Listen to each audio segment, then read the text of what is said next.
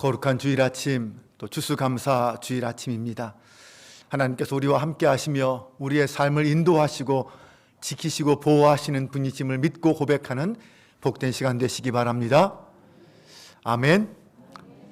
지난 7월 4일부터 시작된 맥주에서 추수까지 이 감사 노트 쓰기 잘 마무리하셨습니까? 감사의 여정에 함께 동참하신 모든 성도님들을 주님의 이름으로 축복합니다. 140일간의 이 감사의 고백을 통해서 여러분이 만난 하나님은 어떤 하나님이십니까? 지난 시간 동안 우리의 삶의 자리는 결코 만만하지 않았습니다. 경제적, 사회적 환경은 더 어려워졌고 더 힘들어졌습니다. 코로나는 아직도 끝나지 않고 더 기승을 부리고 있습니다. 하지만 이 감사 노트 쓰기를 통하여 세상을 바라보는 우리의 눈은 분명히 달라졌다고 믿습니다. 우리의 눈은 보이지 않는 하나님의 은혜를 바라보게 되었고 우리를 향하신 하나님의 섭리와 은혜가 무엇인지 깨닫게 되었습니다. 또한 매일의 감사를 통하여 가족과 이웃들을 사랑의 눈으로, 감사의 눈으로 바라볼 수 있게 되었습니다. 저는 이 감사 노트 쓰기를 통하여 감사로 질병을 이겨내는 성도, 감사하기 때문에 가족을 더 사랑하게 되었다는 성도, 원수 같던 남편이 예뻐 보인다는 성도, 등 여러 가지 많은 성도들의 감사의 고백을 들었습니다. 우리가 잊고 있었던 감사, 미처 표현하지 못했던 감사의 고백들을 이제는 다시 기억하게 되었고 표현하게 되었고 선포하고 고백할 수 있게 되었습니다. 바라기는 여러분의 감사의 삶이 결코 멈추어지지 않기를 바랍니다. 우리의 삶이 닿는 그 순간까지 하나님의 존재가, 나의 믿음이 이 감사의 근거가 될 수 있기를 바랍니다. 삶의 모든 순간을 감사함으로 받을 수 있는 믿음의 사람으로 살아가시기 바랍니다. 그때 우리는 주님이 주시는 헤아릴 수 없는 풍성한 은혜의 삶을 이 땅에서 누리며 살게 될 것입니다. 한번 저를 따라해 보겠습니다. 감사가 행복의 시작입니다. 고난 중에서도 감사할 수 있습니다. 네. 태풍으로 배가 난파되고 14일 동안 아무런 희망도 없이 제대로 먹지도 못하고 한 치 앞을 모르는 죽음의 위험 속에서 표류하고 있을 때, 그럼에도 불구하고 하나님께 감사를 고백한 사람이 있습니다. 바로 사도 바울입니다. 당시 바울은 죄인의 신분이 되어서 로마 황제 앞에 서기 위해서 압송되는 중이었습니다. 가이사라를 떠나서 여러 날 동안 항해를 한 후에 미항이라는 곳에 잠시 정박하게 되었습니다. 그런데 절기가 항해하기 위험한 때가 되었습니다. 그때 바울은 자기를 호송하던 백부장에게 계속 항해를 하게 되면 하물과 배뿐만 아니라 사람의 생명에도 타격이 있을 거라면서 그렇게 경고하고 여기에서 겨울을 지내고 가자 제안을 했습니다. 그러나 백부장은 선장과 선주의 말을 더 믿고 바울의 말에 귀를 기울이지 않았습니다. 결국 베닉스에 가서 겨울을 지내자며 미항을 떠나게 됩니다. 처음 항해를 시작했을 때는 남풍이 순하게 불며 큰 어려움 없이 순항하였습니다. 그들은 아마 자신의 결정이 옳았다고 좋아했을 것입니다. 하지만 얼마 못 가서 그레데 해변 근처에서 유라굴로 광풍을 만나게 됩니다. 배가 바람에 밀려 이리저리 쫓겨 다니다가 이튿날에는 배의 짐을 다 버리게 되고 사흘째 날에는 배 기구들까지 다 버리게 되었습니다. 여러 날 동안 해와 별도 보지 못하고 큰 풍랑 속에서 살 소망조차 끊어져 버렸습니다. 사람들은 계속 먹지도 못하고 광풍과 싸우느라 기진맥진하게 되었습니다.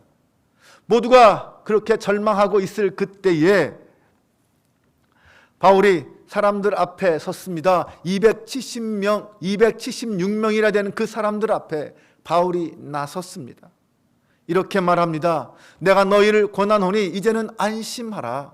너희 중 아무도 생명에는 손상이 없겠고 오직 배뿐이리라.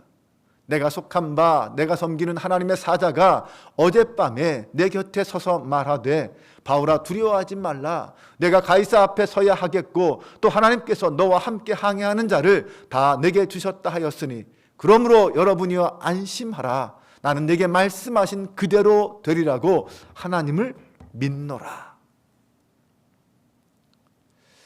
그리고 풍랑을 만난 지 14일째 바울은 사람들에게 음식을 먹기를 권하고 이것이 너희의 구원을 위한 것이요 너희 중 머리카락 하나도 잃을 자가 없으리라 라고 위로한 후에 떡을 가져다가 축사하고 떼어 사람들에게 먹게 하였습니다. 사람들은 안심하고 받아 먹었습니다. 다음 날 드디어 광풍을 만난 지 15일째 만에 그들은 멜리데라는 섬에 도착할 수 있었습니다. 한 사람도 상하지 않고 276명 모두 살아남을 수 있었습니다. 바울은 절망의 현장에서 죽음의 위험 앞에 두려워 떨고 있는 그 사람들에게 능력의 말로 위로했고 하나님의 평안을 선포하고 떡을 가지고 축사한 후에 그들에게 나누어 주었습니다. 축사라는 말은 감사의 기도를 말합니다. 하나님께 감사하고 떡을 나누어 먹었다는 것입니다. 네, 지금 사도 바울은 그가 처한 환경과 그 역경과 고난의 상황에서도 하나님 앞에 믿음으로 감사하는 사람이었습니다. 성도는 어떤 삶의 환경에서도 감사를 표현할 수 있는 사람이 되어야 합니다. 바울이 처한 환경과 상황을 지금 우리와 비교해 보면 그리 다르지 않습니다. 우리는 지금 코로나라는 광풍을 만나 2년 동안 큰 고난 속에 살고 있습니다. 시간이 지나도 백신을 맞아도 여전히 그 끝은 보이지 않는 것 같아 답답하기만 합니다. 그러나 그럼에도 불구하고 하나님의 말씀을 붙잡고 희망을 포기하지 않는 사람, 우리는 그 사람이 되어야 합니다. 말씀 속에서 감사를 찾고 고백하는 사람이 되어야 합니다. 코로나의 위험 속에서 모두가 두려워하고 있는 지금 우리 하나님은 저에게 민철형 목사야 두려워하지 말라. 하나님이 너와 함께 하나님의 교회를 섬기는 자들을 너에게 붙여 주었으니 이제는 안심하라. 너희 중 아무도 생명에는 손상이 없을 것이다. 이제는 평안히 먹고 마시며 힘을 내라. 다시 기도에 힘을 써라. 이렇게 말씀하십니다. 저는 지난 21일간 다니엘 기도회를 하면서 이 하나님의 음성을 들었습니다. 우리가 낙심하지 않고 하나님의 능력을 의지하여 기도할 때 하나님께서는 우리의 생명도 우리의 가정도 지키시고 보호해 주실 줄로 믿으시기 바랍니다. 그렇다면 이 팬데믹 같은 역경과 고난이 닥칠 때 우리는 어떻게 하나님께 감사할 수 있을까요? 첫 번째, 하나님이 나와 함께 하심을 믿을 때 감사할 수 있습니다. 23절을 보면 내가 속한 바 곧 내가 섬기는 하나님의 사자가 어젯밤에 내 곁에 서서 말하되 라고 하였습니다. 바울은 유라굴로 광풍 속에서 여러 날 동안 해도 보이지 않고 구원의 여망마저 사라진 그 암흑 속에서 하나님의 사자가 내 곁에 나와 함께하고 있다는 사실을 알았습니다. 하나님께서 바울에게 하나님의 사자를 보내셨어. 그가 어떤 상황에 처해 있든지 하나님이 함께하고 있다라는 것을 믿음으로 일깨워 주신 것입니다. 바울도 인간입니다. 그도 생명의 위협이 가해지는 이 천재지변 앞에서는 두려운 마음을 가질 수 있습니다. 구원의 희망마저 보이지 않는 그곳에서 절망할 수 있습니다. 그러나 그가 그런 상황에서 두려워하지 않고 불안에 떨지 않을 수 있었던 것은 구원과 소망의 하나님께서 지금 나와 함께하고 있다라는 사실을 알았고 믿었기 때문이었습니다. 그는 그 하나님의 위로의 음성, 구원의 음성을 들었던 것입니다. 지금 바울의 상황과 처지를 생각해 보십시오. 인간적인 눈으로 보면 얼마나 힘들고 고통스러운 상황일까요? 죄인이 아님에도 죄인의 몸으로 로마로 이송되고 있습니다. 더구나 이 폭풍우 속에서 14일간이나 아무것도 먹지 못하고 죽음의 공포에 떨어야만 했습니다. 구원의 희망이 없었습니다. 그렇지만 그는 그 상황 속에서 하나님을 불평하거나 원망하지 않았습니다. 그것은 그에게 하나님이 나와 함께하고 있다라는 그 믿음이 있었기 때문이었습니다. 그는 그런 극한의 상황에서도 하나님은 나와 함께 하시며 나의 처지를 알고 계시고 나를 구원해 주실 것이다 라는 믿음을 갖고 있었습니다. 코로나 팬데믹 상황이 계속되면서 사람들은 지치기 시작했습니다. 될 대로 되라 라는 식으로 자포자기하는 분도 계십니다. 모든 원망을 국가와 정부에 쏟아놓는 분도 계시고 어떤 사람이나 단체를 향하여 비난을 쏟아내는 분도 있습니다. 코로나로 모든 것을 잃고 절망에 빠져 낙심해 있는 분도 계십니다. 그런 상황을 지켜보면서 오늘 우리의 상황을 바울의 처지와 비교해 볼 수 있습니다. 네, 나는 아무런 잘못도 없는데 왜 내가 거리두기를 해야 하고 마스크를 써야 합니까? 네, 왜 마음대로 학교도 교회도 가지 못합니까? 왜 결혼식도 장례식도 온전하게 치르지 못해야 합니까? 왜? 네, 우리는 이렇게 원망하고 불평을 터뜨릴 수 있습니다. 하지만 이런 원망과 불평을 터뜨리기 이전에 우리는 바울처럼 이런 극한 상황에서도 나와 함께 하신 그 하나님을 만나고 그 하나님 앞에 감사를 내어놓을 수 있는 그런 성도가 되실 수 있기를 바랍니다. 사랑하는 여러분, 사람이 당하는 환난이 아무리 커도 하나님보다, 하나님의 능력보다 클 수 없습니다. 하나님이 함께 하신다면 무엇이 두려울까요? 여러분, 다윗을 한번 생각해 보시기 바랍니다. 다윗은 시편 23편에서 이렇게 고백했습니다. 여호와는 나의 목자시니 내게 부족함이 없으리로다. 내가 사망의 음침한 골짜기를 다닐지라도 해를 두려워하지 않을 것은 주께서 나와 함께 하심이라. 주의 지팡이와 막대기가 나를 안위하시나이다. 여호와 하나님을 나의 목자로 삼은 사람은 지금 삶의 자리가 사망의 음침한 골짜기, 죽음을 앞두고 있는 상황이라 할지라도 해받음 두려워하지 않습니다. 왜요? 그 주님이 나와 함께 하시기 때문입니다. 주님의 지팡이와 막대기가 나를 지켜주시고 보호하여 주시기 때문입니다. 그래서 평생 하나님의 교회를 떠날 수 없고 그래서 영원히 주님 품 안에 머무를 수밖에 없는 것입니다. 오늘 이 다윗의 고백이 저와 여러분의 고백이 될 수 있기를 주님의 이름으로 축원합니다. 우리가 감사하는 사람이 되기 위해서 두 번째, 나에게 사명이 있다는 사실을 깨달아야 합니다. 24절에 보면 바울아 두려워하지 말라, 내가 가이사 앞에 서야 하겠고 또 하나님께서 너와 함께 항해하는 자를 다 내게 주셨다 하였으니, 바울에게는 로마 황제 가이사 앞에 나가서 복음을 증거해야 하는 사명이 있었습니다. 지금 바울이 로마로 압송되고 있는 것도 바로 그 일을 이루시기 위한 하나님의 섭리와 계획의 성취였습니다. 바울에게 어떤 죄가 있어서가 아니라 로마의 복음을 전하기 위한 하나님의 뜻이라는 것입니다. 그러니 하나님께서 하나님이 주신 사명을 가진 자를 그 풍랑 속에서 그냥 죽게 내버려 두시겠습니까? 하나님께서 지키시고 사명을 반드시 이루게 하실 줄로 믿으시기 바랍니다. 바울이 아시아와 로마 여러 지역을 다니면서 선교할 때 그에게 한 가지 소망이 있었습니다. 그것은 바로 전 세계의 중심인 이 로마에 가서 복음을 전하고 로마 교회를 든든히 세우는 것이었습니다. 로마의 복음을 전하면 모든 족속으로 제자를 삼고 땅끝까지 복음을 전하라는 그 하나님의 지상 명령을 성취하는 것으로 생각했습니다. 로마는 바울에게 땅끝이었습니다. 사명이 있는 자는 결코 죽지 않습니다. 비전이 있는 자는 결코 절망하거나 포기하지 않습니다. 왜냐하면 하나님이 반드시 그 사명을, 그 비전을 성취하시는 하나님이시기 때문입니다. 오늘 여러분은 하나님 앞에 어떤 사명을 받으셨습니까? 여러분을 향한 하나님의 비전은 무엇입니까? 하나님께서 우리 모두에게 사명을 주셨습니다. 아무도 거부할 수 없는 모든 성도에게 주신 사명이 있습니다.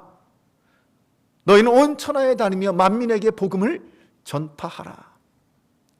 하나님은 오늘 우리 모두에게 이 복음 전파의 사명을 주셨습니다. 우리는 언제 어디든 때를 얻든지 못 얻든지 복음을 살고 복음을 전파할 사명이 있습니다.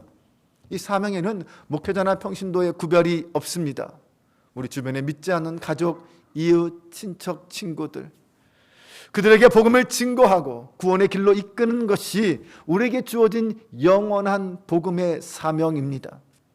이때 우리가 한 가지 분명히 기억해야 할 것은 우리가 이 사명 앞에 헌신하고 순종할 때 하나님은 우리의 머리털 하나도 상하지 않게 지켜주신다는 것입니다. 이제는 안심하라, 두려워 말라, 내가 그 일을 이루어야 하겠고 하나님께서 그를 너에게 주겠다라는 이 음성을 들을 때까지 낙심하지 말고 포기하지 말고 인내하며 기도하기를 쉬지 않는 저와 여러분 되시기를 주님의 이름으로 축원합니다.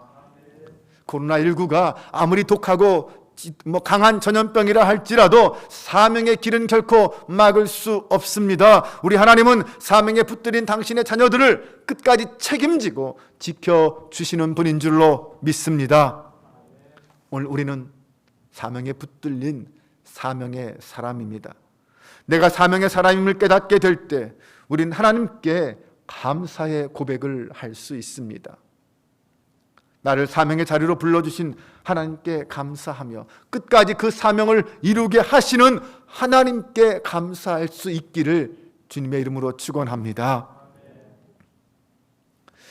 우리가 감사하는 사람이 되기 위해서 세 번째는 말씀의 능력을 믿고 행동하여야 합니다. 오늘 25절을 보면 바울은 이렇게 고백합니다. 그러므로 여러분이요 안심하라. 나는 내게 말씀하신 그대로 되리라고 하나님을 믿노라. 나는 내게 말씀하신 그대로 되리라고 하나님을 믿노라. 바울은 하나님의 사자를 통하여 정해진 그 말씀들이 반드시 이루어질 것이다라고 믿었습니다. 24절에서 하나님은 바울에게 두려워하지 말라라고 했습니다. 배와 함께 타고 있는 276명을 너에게 붙여주겠다고 말씀하셨습니다. 바울은 이 말씀을 그대로 믿었습니다.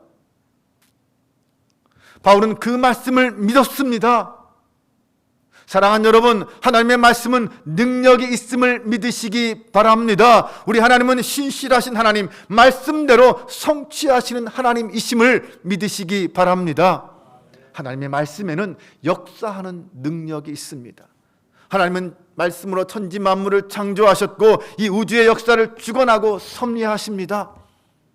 히브리서 4장 12절은 이렇게 말합니다. 하나님의 말씀은 살아있고 활력이 있어 좌우의 날선 어떤 검보다도 예리하여 혼과 영과 및 관절과 골수를 찔러 쪼개기까지 하며 또 마음의 생각과 뜻을 판단하시나니. 이제 우리는 이 하나님의 말씀을 믿고 흔들리지 말아야 합니다. 좌우로 치우치지 말아야 합니다. 어떤 고난과 역경이 와도 어떤 삶의 환경 속에서도 이 하나님의 말씀을 믿고 구원의 하나님을 바라보아야 합니다. 시편 62편에서 다윗은 이렇게 고백했습니다. 나의 영혼아 잠잠히 하나님만 바라라. 물은 나의 소망이 그로부터 나오는 도다. 오직 그만이 나의 반석이시요 나의 구원이시요 나의 요새이시니 내가 흔들리지 아니하리로다.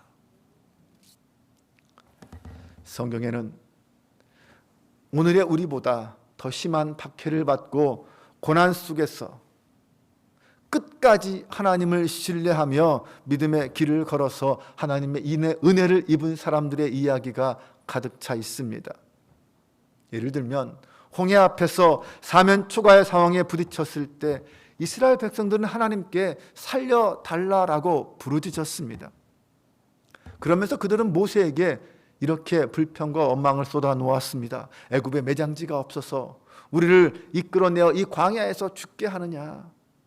애굽 사람을 섬기는 것이 광야에서 죽는 것보다 낫겠다. 이렇게 원망했습니다. 그러자 모세는 이스라엘 백성들에게 너희는 두려워하지 말고 가만히 서서 여호와께서 오늘 너희를 위하여 행하시는 구원을 보라. 여호와께서 너희를 위하여 싸우시리라. 이렇게 선포했습니다. 얼마나 멋있습니까? 하나님이 우리를 대신하여 싸운다. 우리에게 승리를 주신다. 하나님의 구원의 능력을 바라봐라. 그런데 하나님께서는 모세에게 이렇게 말씀하십니다. 너는 어찌하여 내게 부르짖느냐?